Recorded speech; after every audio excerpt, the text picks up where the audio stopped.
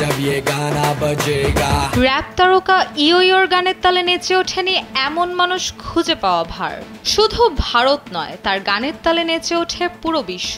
Blue eyes বা দেশি কালাকার হানি সিং মানেই যেন হিট মেশিন। একের পর এক হিট গান উপহার দিতেন ভক্তদের। অল্প দিনের মধ্যেই জায়গা করে নিলেন কোটি শ্রোতার মাঝে।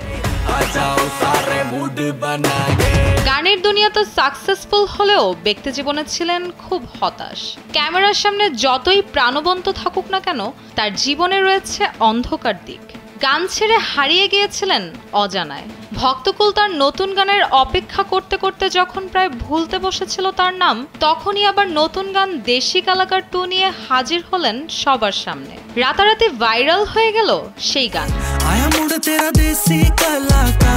সম্প্রতি টাই অ্যান্ড ডাই কোয়ার্ড সেটের হাফ প্যান্ট এবং টি শার্ট পরে মঞ্চে উঠেছিলেন ভারতীয় এই গায়ক। মঞ্চে দাঁড়িয়ে এক উদ্ভট কথা বলে ফেলেন হানি সিং, যা শুনে সকলেই চমকে উঠেছে।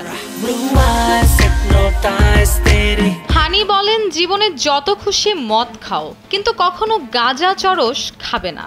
ওর থেকে বাজে জিনিস আর পৃথিবীতে একটাও নেই।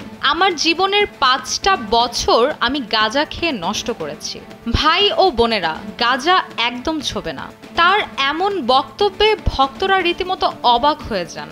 4 বোতল ভোদকা কাম মেরা রোজ। জানা গেছে বছর খানেক আগেই তার বিয়ে বিচ্ছেদ হয়। হানির সাবেক স্ত্রী শালিনী তালওয়ার তার বিরুদ্ধে অভিযোগ করেছিলেন গার্হস্থ্য হিংসার। এসবে ভয়ানকভাবে জর্জরিত ছিলেন এই গায়ক। তিনি নাকি কাউন্সেলিংও করিয়েছিলেন নিজের। নেশা করার বিষয়টা নিয়ে অনেক ভাবনা চিন্তা করে ছেড়েছিলেন গাঁজা খাওয়া। গাঁজার কুফল যে কতখানি ভয়ানক হতে পারে তা গায়ক বেশ ভালোই বুঝেছেন তার জীবন দিয়ে। তাই তিনি তরুণ প্রজন্মের সবাইকে গাঁজা না খাওয়ার আহ্বান জানিয়েছেন।